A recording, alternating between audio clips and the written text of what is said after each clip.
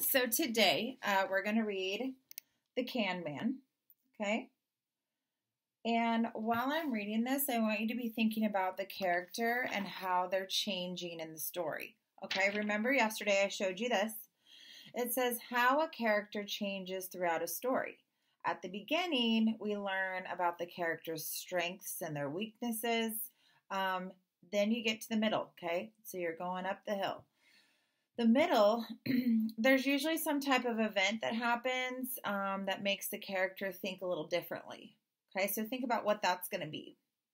And then at the end, when we're going down the hill, this is where the character finally grows and they finally change. All right, so be thinking about this, all right, as I'm reading The Can Man.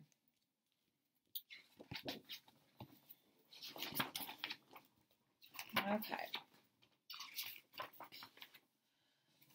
The homeless man slowly pushed his battered shopping cart down the sidewalk. At the corner trash barrel, he stopped and poked through the garbage with a long stick.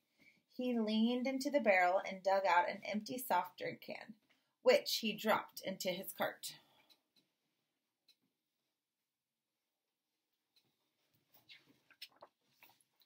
As he approached Tim, the man waved.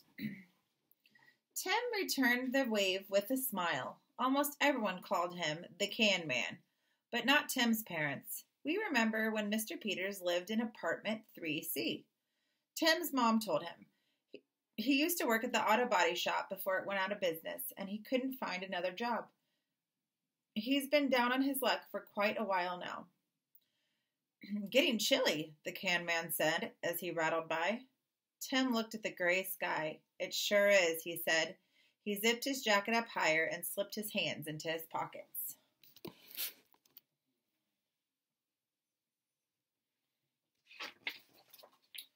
A few minutes later, Mike whizzed up on his skateboard, his cheeks red from the cold. Want to go skateboarding in the park, he asked. Tim shook his head. Nah, it's no fun always borrowing your board and your brother's old gear. Maybe you'll get your own board for your birthday next week. Tim shrugged. Dad says we don't have any extra money for toys or sports stuff this year. Too many bills to pay. Bummer, Mike said. He kicked away from the step. I'll see you later. Tim watched his friends speed away. Silently, Tim wished for his skateboard for his birthday, even though he knew birthday wishes don't really come true.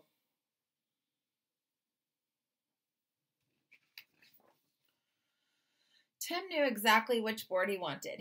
He had been eyeing it at Overtime Sports for months, and now it was going on sale. But even at the reduced price and with the money Tim had to save from his allowance, the board was still too expensive.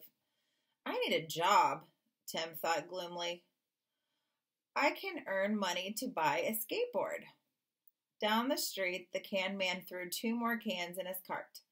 The empties hit the growing pile, clinking like the coins in Tim's little sister's piggy bank. The sound gave Tim an idea. I wonder what his idea is. Early Sunday morning, Tim rushed to get dressed. In the kitchen, he grabbed a pair of rubber gloves and 4 big plastic bags from under the sink. What are you up to? His mom asked. I have a job to do, Tim said. Then he added with a grin, Don't worry, I'll be home in time for lunch. Outside, the cold air raised goosebumps on Tim's arms. He jumped down the stairs and headed for the first trash barrel on the sidewalk. An empty can lay right on top. After checking several more barrels, Tim had filled half a bag. At 5 cents a can at the Redemption Center, he figured he would have enough money for a skateboard in no time. And a Redemption Center is a place where you can take cans and then they'll give you money for the cans. So they pay you for the cans. A few blocks from the park, Tim stopped in to see Jamal at Bunis Bakery. Do you have any empty soft drink cans? Tim asked. I usually save them for the Can Man, Jamal said. He needs them. I need them too. I'm going to use the money to buy myself a skateboard for my birthday, Tim told Jamal. I'll even work to earn the cans. Well, Jamal hesitated for a few moments. Maybe this one time. I do have some crates you can carry to the back room. It's a deal, Tim replied.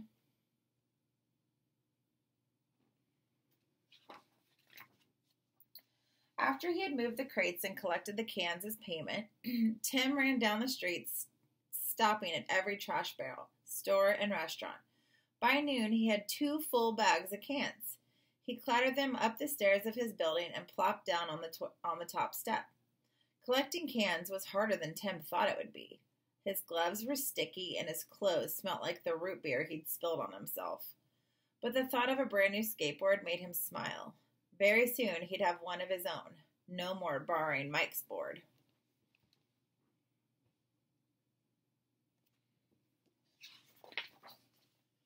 "What do you have there?" Tim's mom asked when he dragged the bags into the kitchen. "They're full of cans for recycling. I'm earning money for a skateboard." "Doesn't Mr. Peters usually collect the cans around here?" his mom asked. Tim nodded uneasily. "Yeah, but I'm only going to take them until my birthday."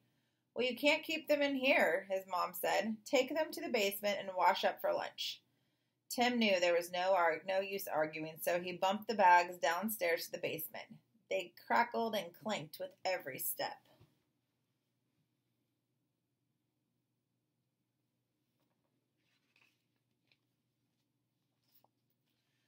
Sunday after church, Tim hurried from one stinky trash barrel to the next, collecting empty cans. For the rest of the week, he had to wait until after school.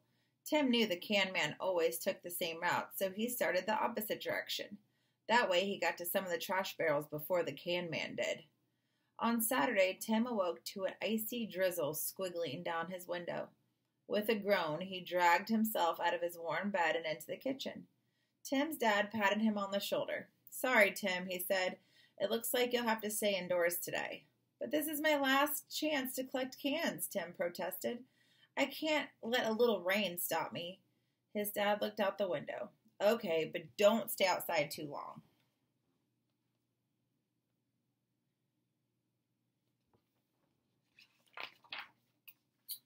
On the sidewalk, Tim poked through a few trash barrels. The rain made the garbage smell even worse than usual, and there wasn't a single can to be found.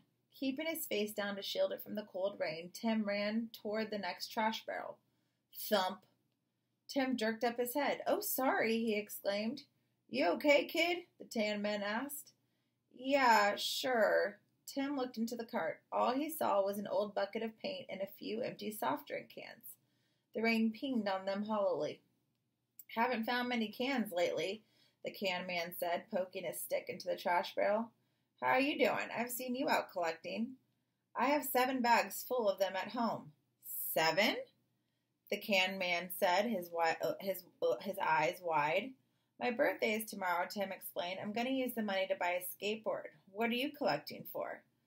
The Can Man shrugged. "Wouldn't mind a new coat before the snow starts flying." Tim swallowed. "Oh. Well, kid, see you around." The Can Man pushed his cart down the sidewalk and his ripped jacket flapping open with every step. So Tim wants a skateboard, and what does the Can Man want?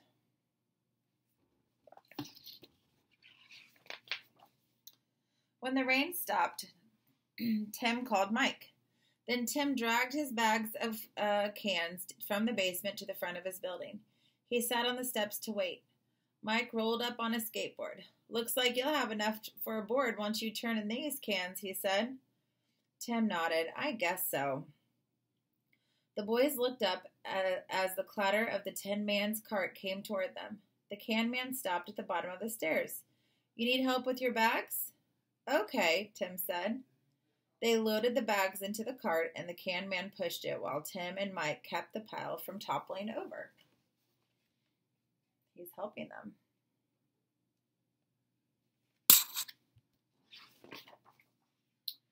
At the Redemption Center, it took a long time for Tim and Mike to push all the cans into the machine.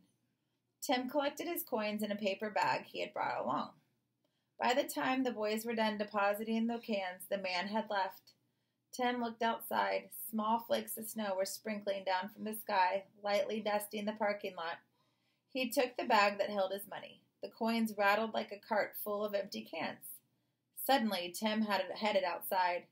"Hey, where are you going?" Mike called after him. I wonder where he's going.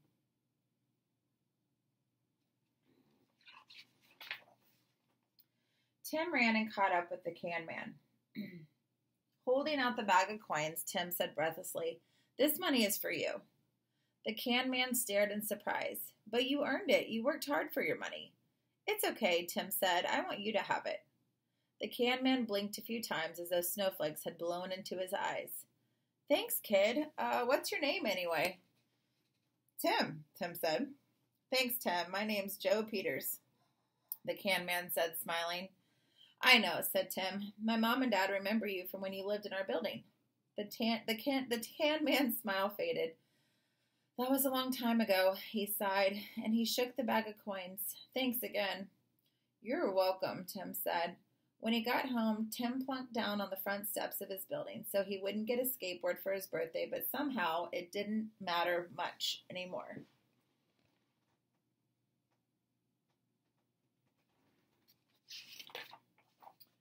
The next day, wearing new birthday jeans, Tim wandered outside to wait for Mike. On the top step, Tim's foot bumped into a large plastic bag. It was tied closed with a long string attached to an empty root beer can. Tim lightly kicked the bag. Something was inside of it. He untied the string, then peeked inside. "A skateboard!" he gasped. Tim slowly ran his hands over the painted wood and spun the wheels. The skateboard wasn't new, but it was fixed up with a fresh coat of paint and oiled wheels. It even had his name painted neatly across the bottom. Wonder where he got that.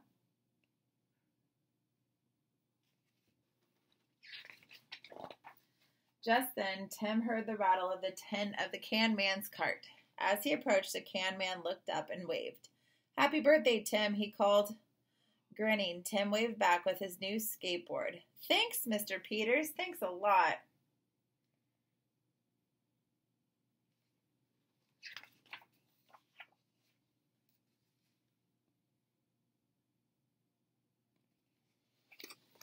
Okay, so that was the Can Man. Okay, so now what I want you to do is I want you to get onto your assignment and answer the questions. Just remember, how did Tim change in the story from the beginning to the middle to the end?